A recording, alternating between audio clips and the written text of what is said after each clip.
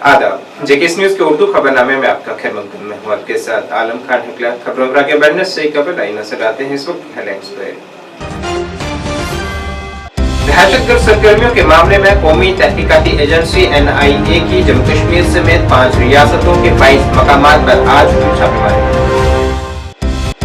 कुपवाड़ा में कब्जा लाइन पर फौज ने अंदाजी की कोशिश की, नाकाम। 2 दहशतगर्दों को किया गया हलाक, जंगी साजो सामान हुआ बरामद।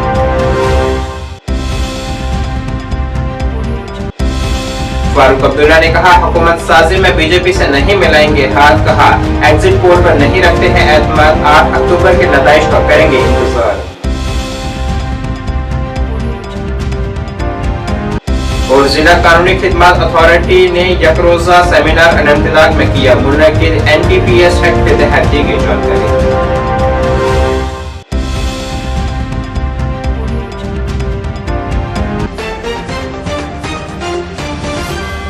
अब खबरें तफसील से। कौमी तहकीकाती एजेंसी NIA ने जम्मू कश्मीर के बारामूला जिले समेत मुल्क भर के मुतअद्दिद मकामात पर आज एक छापेमारी की है। इत्तलात के मुताबिक NIA जम्मू कश्मीर, महाराष्ट्र, UP, आसाम और दिल्ली समेत 5 रियासतों में 22 मकामात पर तलाशी कार्रवाई चला रही है।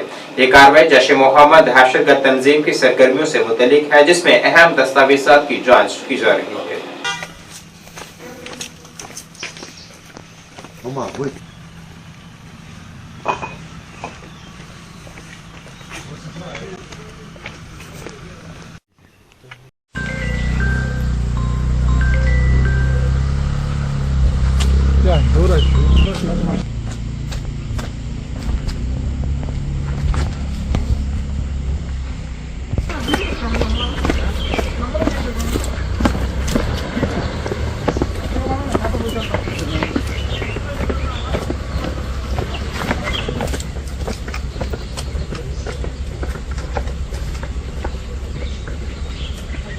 वो सब किसी की डाउट आता है इसमें। ठीक है, थैंक यू। पाक पाक पाक पाक।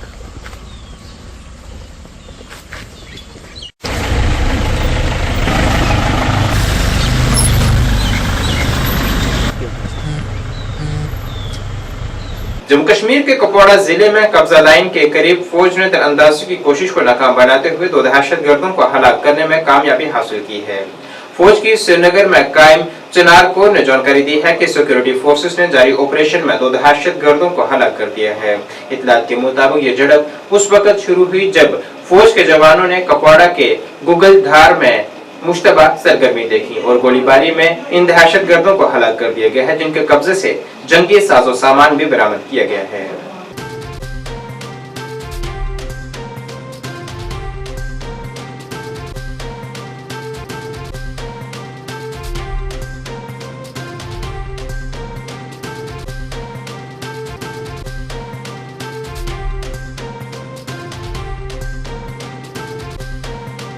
नेशनल कॉन्फ्रेंस के सरबराह डॉक्टर फारूक अब्दुल्ला ने आज कहा है कि वो बीजेपी के साथ हुकूमत साजी में किसी भी सूरत में नहीं जुड़ेंगे, क्योंकि यहाँ की आवाम ने बीजेपी की पॉलिसियों के खिलाफ वोटिंग की है।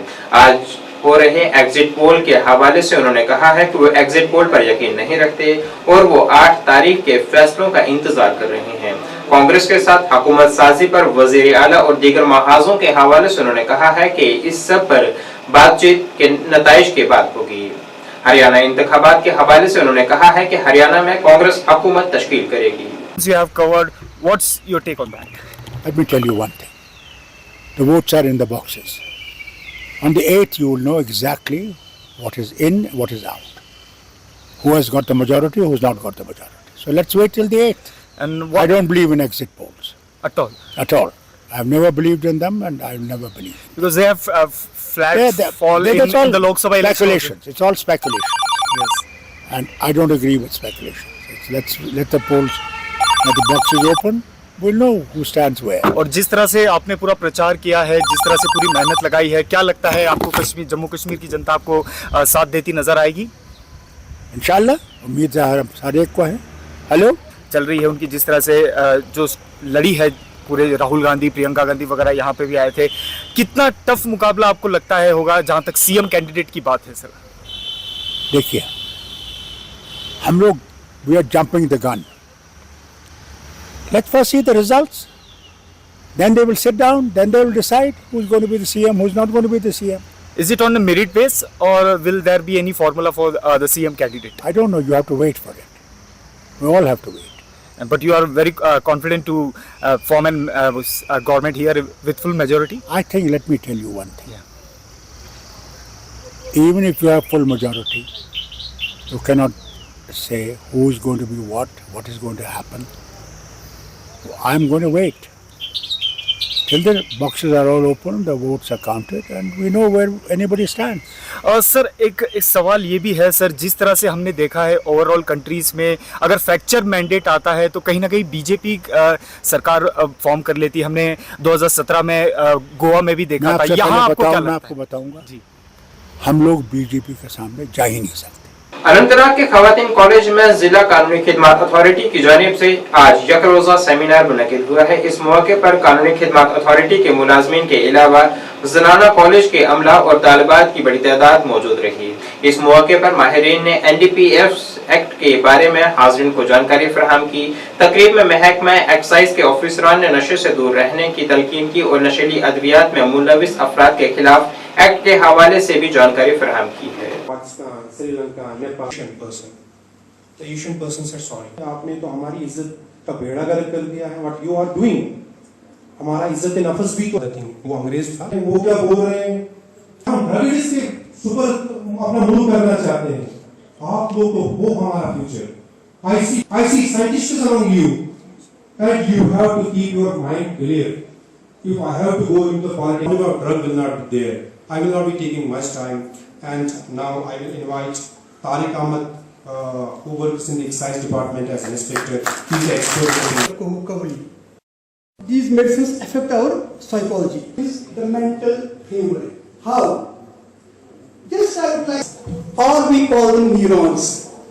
These neurons, my hand on it, if it is hot, have you seen it, my brain sends the back signal to this. Today we organized a program on Narcotic Drugs and Psychotropic Substances Act. Since the menace of drug is increasing day by day in district Anantnag, we have to take the responsibility to eradicate this menace in association and in collaboration with police authorities, with teachers and with district administration and with the judicial members. We today on one platform gathered together to address this problem, how we can eradicate the problem of drug menace despite the fact that we have NDPS Act. Still this problem is there, what problem is there, and why this problem is there despite the fact that we have NDPS Act there.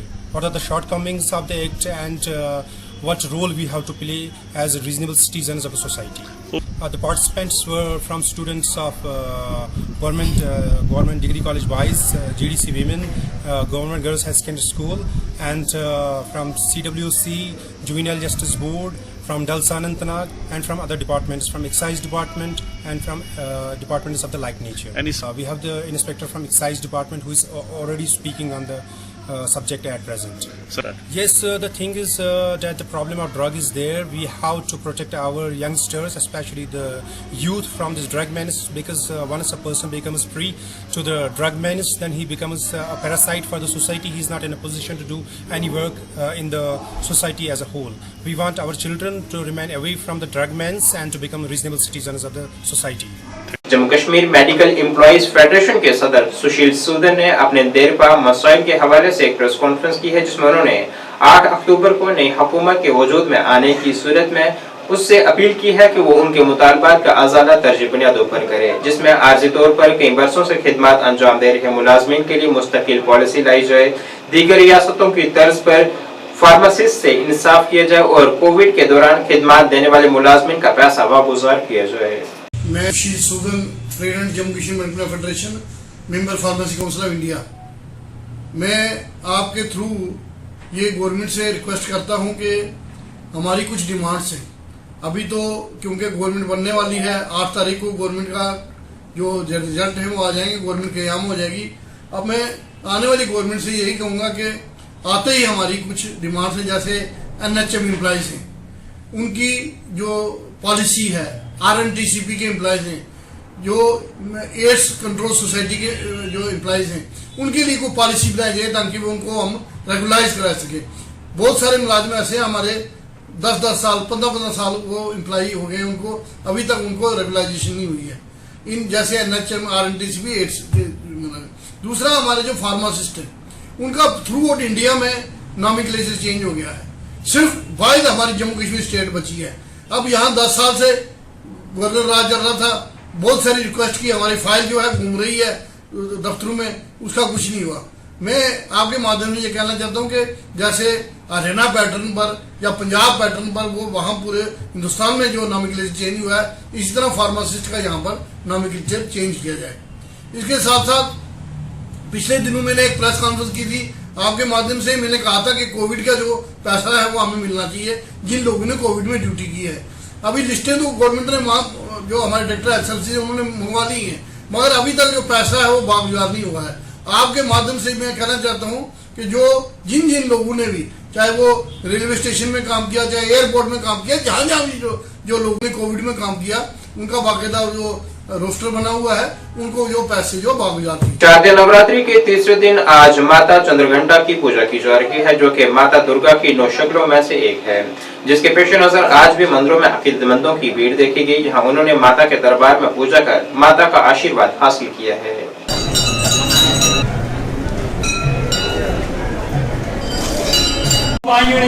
जिन बहनों ने दर्शन के चलते लंबी पूजा करनी के बाहर जाके करनी।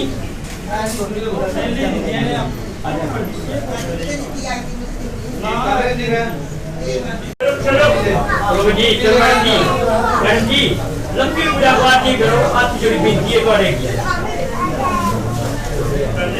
चलते ना पैसा रुकना नहीं। हाथ जोड़ के बिनती है आपसे, जिन भाइयों ने जिन बहनों ने दर्शन के चलते ही लंबी पूजा करनी के बाद जाके करनी।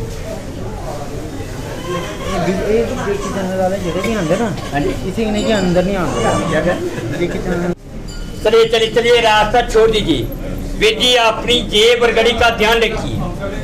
दीदी अपने कांटे बाली पर्स का ध्यान रखिए।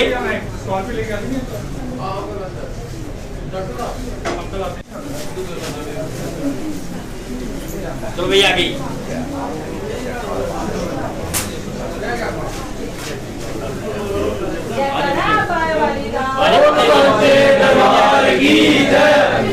बहुत अच्छे दर्शन हुए आज, बिल्कुल रश नहीं था, बहुत अच्छे दर्शन हुए। हम सोच रहे थे कि आज रश होगा, पर नवरात्रों में आज रश बिल्कुल नहीं है। बहुत अच्छे दर्शन हुए आज हमारे। हम माता के दरबार पे आए हैं, बड़ी शांति मिली है, बहुत अच्छा लगा हमें। दरबार अच्छे हुए, दरबार पे आके दर्शन अच्छे हुए माता के। दरबार किस तरह से सजा? दरबार तो बहुत अच्छे सजा है। दरबार पे लोग आते हुए देखोगे, आपको लगेगा, खुद ही लगेगा कि दरबार पे कितना अच्छा है। तो क्या पहली बार आए हैं? तो नवरात्रे में आते हम, तो लोग बहुत संगत आती है यहाँ पे, और अच्छा दरबार है, यहाँ पे बहुत संगत आती है। कितनी मान्यता है इस मंदिर की? इस मंदिर की बहुत मान्यता है, बड़ी दूर से लोग आते हैं, बाहर से दुनिया आती है वहाँ पे। नवरात्रों के बिना भी आप ऐसे आओ, ऐसे भी रश होगा। जय माता दी। मैं मनोज चौरसिया इलाहाबाद से हूँ।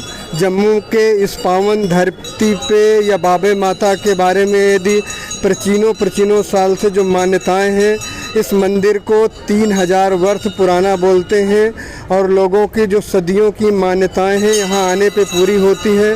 और ये इस मंदिर में जो सजा हुआ है, ये पंडाल सजा हुआ है, जो लोगों की भावनाएं हैं, जो लोग यहाँ पे आते हैं और सभी लोगों की मान्यताएं पूरी होती हैं। मैं जो मंदिर के संचालक हैं, जो कार्य समिति है, उनको धन्यवाद देता हूँ। जो सुचारू रूप की व्यवस्था है, सजावट है, सुख शांति के लिए जो यहाँ लोग कार्य करते हैं और लंगर लगाते हैं, फ्री सेवा करते हैं, डोनेट करते हैं, सफाई करते हैं, सेफ्टी का ध्यान रखते हैं, उसके लिए कोटि कोटि मैं धन्यवाद देता हूँ। जय माता की। आज तृतीय नवरात्र माँ चंद्रघंटा के निमित्त चंद्रघंटा माता आप सब भक्तों का कल्याण करे, आप सब भक्तों की मनोकामना पूर्ण करे। शूरवीरता की प्रतीक दुर्गा माँ चंद्रघंटा तीसरे रूप में माता के इस रूप की पूजा की जाती है, आराधना की जाती है। माँ के इस रूप में ध्यान कर रखकर संसार में रहते हुए यहाँ सभी सुखों की प्राप्ति होती है, वहीं परलोक में भी सुख प्राप्त होता है। इनके मस्तिष्क पर घंटे के आधार का अर्ध चंद्रमा प्रतीक होने से माँ भगवती का नाम जो है चंद्रघंटा कहलाया। चंद्रघंटा के निमित्त 3 कन्याओं का पूजन करना चाहिए और पूजा जाप हवन यज्ञ करके जो है उनको प्रसन्न करना चाहिए। माँ चंद्रघंटा भक्तों का कल्याण करे, आप सब भक्तों की मनोकामना पूर्ण करे। जय माता दी।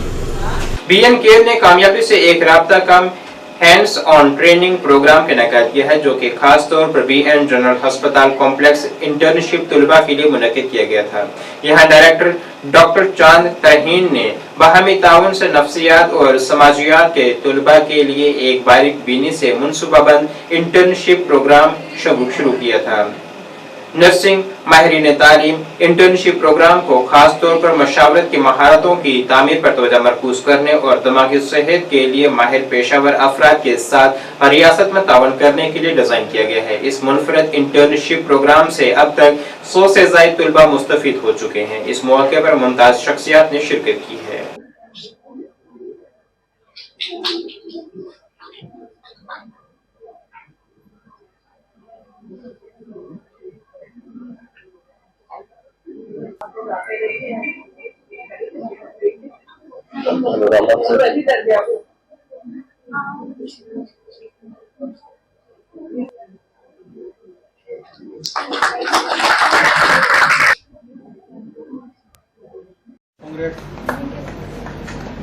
वैशाली, सामने सोनाक्षी गुप्ता, प्रियंका शर्मा, ओके सामने अमरजीत सिंह, नीरज, नरेश कुमार,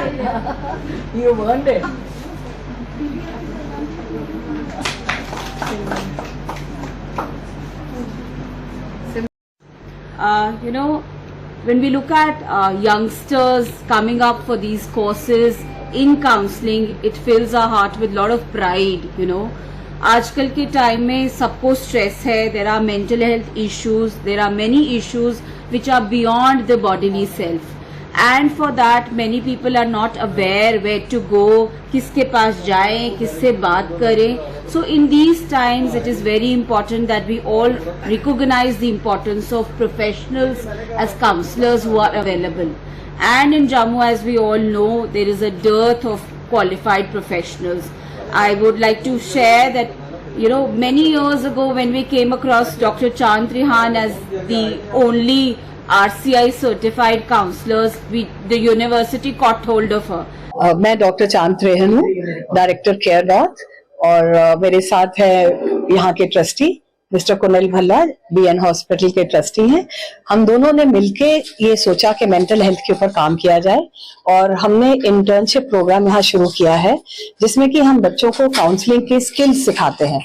ये पूरे JNK के बच्चे हैं, अलग अलग डिपार्टमेंट से, और क्योंकि ये स्टेप हमने इसलिए लिया पिछले साल क्योंकि मुझे लगा कि पढ़ाई बच्चे कॉलेजेस और यूनिवर्सिटीज में कर रहे हैं, पर कोई भी ऐसी ऑर्गेनाइजेशन या गवर्नमेंट की तरफ से कोई भी ऐसा एफर्ट नहीं है कि जो बच्चे बाहर जाके काम कर रहे हैं उनके अंदर काउंसलिंग के स्किल्स सिखाए जाए। तो ये हमने एक इनिशिएटिव लिया है जिसमें कि हम बच्चों को काउंसलिंग स्किल्स सिखाते हैं ताकि ये बच्चे बाहर जाके अच्छे मेंटल हेल्थ प्रोफेशनल्स बने और लोगों को हेल्प करें, और जो मेंटल हेल्थ पेशेंट्स हैं या क्लाइंट्स हैं उनको सही रास्ता दिखाएं। अगर वो प्रोफेशनली क्वालिफाइड हैं और उनके अंदर स्किल है काउंसलिंग का, तभी ये काम हो सकता है।